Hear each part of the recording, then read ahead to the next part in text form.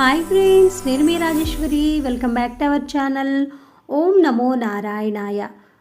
అందరూ ఆయురారోగ్యాలతో సంతోషంగా ఉండాలని కోరుకుంటూ మరొక మంచి వీడియోతో మీ ముందుకు వచ్చేసాను ఫ్రెండ్స్. ఈరోజు వీడియో వచ్చేసి పోలీస్ వర్గం కథ అండి. పోలీస్ వర్గం పూజ ఏ విధంగా చేసుకోవాలి, పోలీ పాడ్యమికి అతి ముఖ్యంగా మనకి ఎన్ని దీపాలు వదలాలి, ఎప్పుడు వదలాలి, ఇలాంటివన్నీ నేను మన ఛానల్లో ఆల్రెడీ అప్లోడ్ చేయడం జరిగిందండి.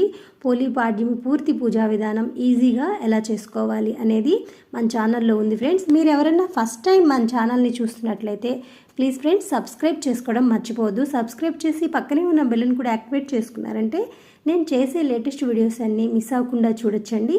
ఇంకా ఆలస్యం చేయకుండా ఈ పోలీస్ వర్గం కథ గురించి తెలుసుకుందాం. ఎందుకు చెప్తున్నానంటే ఈ పోలీ పాడ్యంకి మనకి ఖచ్చితంగా పోలీ పాడ్యం పూజ ఏ విధంగా చేసుకుంటామో ఖచ్చితంగా కథ కూడా వినాలండి. కథ విని మీరు అక్షింతలు తలపైన చల్లుకుంటే మనకి ఈ కార్తీక మాసం మొత్తం పూజ చేసిన ఫలితం దక్కుతుంది ఫ్రెండ్స్. మర్చిపోవద్దండి. పోలీ పాడ్యం పూజ చేసిన తర్వాత ఈ కథ చదువుకొని అక్షింతలు చల్లుకోవాలి. ఒకవేళ మీకు చదవడం రాకపోయినా ఈ కథని మీరు విన్నా చాలు ఫ్రెండ్స్, మీకు పుణ్యము లభిస్తుంది. ఇక ఆలస్యం చేయకుండా ఈ కథ గురించి తెలుసుకుందామా అండి. ప్రతి ఒక్కళ్ళు తెలుసుకోవాల్సిన విషయం అండి. చిన్నపిల్లలను కూడా కూర్చోబెట్టుకొని చక్కగా వినిపించండి వాళ్ళకి ఈ కథ. కార్తీక మాసం చివరికి రాగానే గుర్తుకు వచ్చే కథ పోలీస్ వర్గం కథ. ఇంతకీ ఎవరి పోలీ, ఆమె వెనుక ఉన్న కథ ఏమిటి, దానిని తలుచుకుంటూ సాగే ఆచారం ఏమిటి అంటే ఆసక్తికరమైన జవాబులే వినిపిస్తాయండి. పోలీస్ వర్గం అచ్చంగా తెలుగువారి కథ అండి.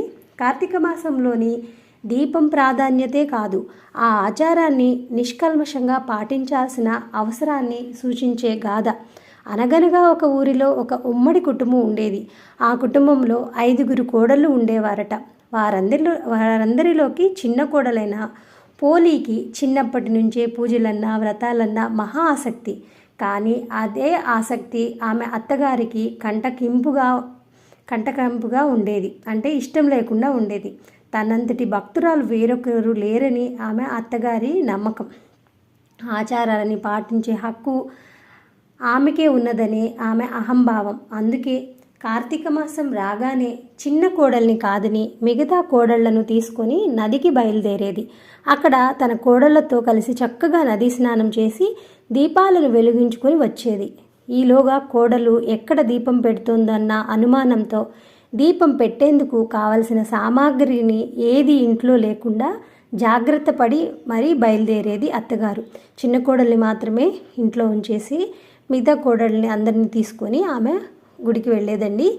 కార్తీక మాసంలో పోలీ దీపం పెట్టకుండా ఉండేందుకు అత్తగారు చేసే ప్రయత్నాలు సాగనే లేదు. పెరట్లో ఉన్న పత్తి చెట్టు నుండి కాసింత పత్తిని తీసుకొని దానితో వత్తిని చేసేది పోలీ.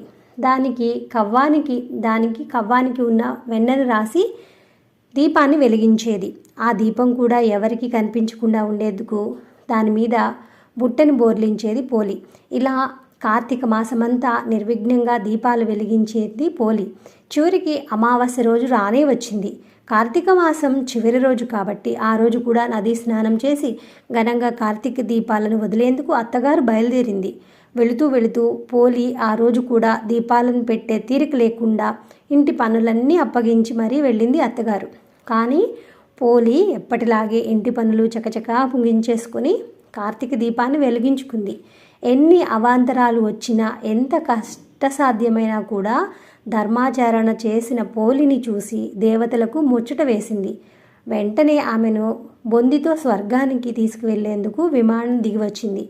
అప్పుడే ఇంటికి చేరుకుంటున్న అత్తగారు, ఆమె కోడళ్ళు ఆ విమానాన్ని చూసి అది తమ కోసమే వచ్చిందనుకొని మురిసిపోయారు. కానీ అందులో పోలీ ఉండేసరికి అందరూ ఆశ్చర్యపోయారు. ఎలాగైనా ఆమెతో పాటుగా తాము కూడా స్వర్గానికి వెళ్ళాలనుకునే ఆత్రంలో పోలీ కాళ్ళను పట్టుకొని వేలాడే ప్రయత్నం చేసినా ఉపయోగం లేకపోయింది.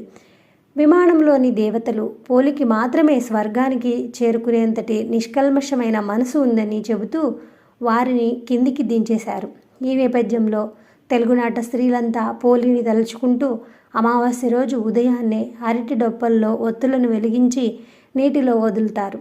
ఈ నగర జీవితంలో మనకు దగ్గరలో చెరువులు నదులు అందుబాటులో ఉండే అవకాశం లేదు కాబట్టి టబ్బులో ఈ దీపాలను వదిలేలా ఆచారం రూపాంతరం చెందింది. అలా వదిలిన అరటి దీపాలను చూసుకుంటూ పోలిని తలుచుకుంటారు.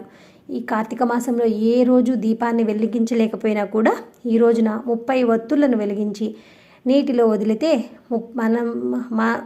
మాసమంతా దీపారాధన చేసిన పుణ్యం వస్తుందని చెప్తారు. 30 వచ్చి 30 రోజులకండి. ఈ 3 ఒత్తులు వచ్చి తర్వాత రోజు ఉదయం సాయంత్రం కలిపి మొత్తం 33 వెలిగించాలి. దీపారాధన చేసిన పుణ్యం వస్తుందని చెప్తారు. కాబట్టి ఈ రోజున బ్రాహ్మణులకు దీపాన్ని కానీ స్వయంపాకాన్ని కానీ దానం చేస్తుంటారు. తెలుగువారు ఇటు పోలిని అటు దీపాన్ని కూడా శ్రీ మహాలక్ష్మి రూపంగా భావిస్తుంటారు. అందుకని చాలామంది ఈ పోలి దీపాలను అమావాస్యను కాకుండా మర్నాడు వచ్చే పాడ్యమి రోజున వెలిగించుకుంటారు.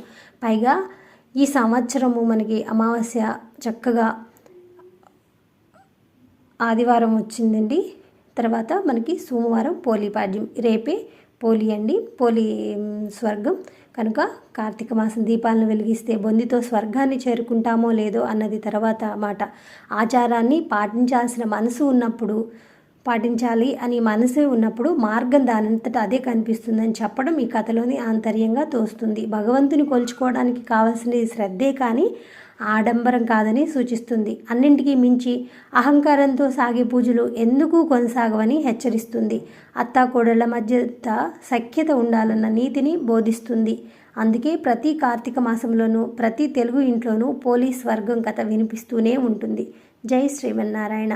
ఇలాంటి మంచి మంచి వీడియోస్తో మళ్ళీ కలుద్దాం. నమస్తే ఫ్రెండ్స్.